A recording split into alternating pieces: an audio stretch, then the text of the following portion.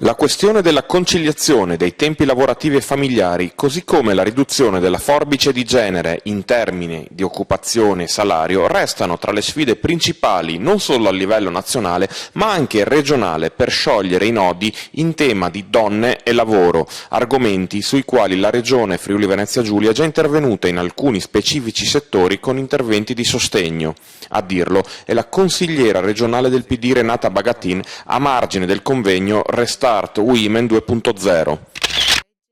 Nonostante la deliberazione della sezione di controllo della Corte dei Conti abbia evidenziato un bilancio solido e stabile, assistiamo alle mistificazioni e strumentalizzazioni delle opposizioni. A dirlo è il capogruppo del PD Diego Moretti, replicando le accuse del centrodestra sulla parificazione del rendiconto generale della Regione per l'esercizio 2015, decretato dalla sezione regionale di controllo della Corte dei Conti.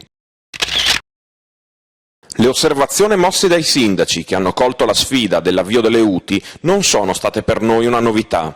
C'erano noti dubbi, problematiche e critiche, e il carico di responsabilità che in questi mesi è gravato solo su alcuni amministratori che, oltre a dover far fronte alle fisiologiche difficoltà di una riforma così sostanziale, hanno dovuto reggere quelle ulteriori, tra cui ritardi e incertezze, conseguenti alla guerra strumentale condotta da parte di alcuni sindaci che al dialogo politico, come dovrebbe naturalmente essere, hanno preferito le aule dei tribunali. A dirlo è la consigliera regionale del PD, Chiara Dagiau, a margine dell'incontro con gli amministratori, sindaci e presidenti delle UTI del Pordenonesi, alla presenza dell'assessore alle autonomie locali Paolo Panontin.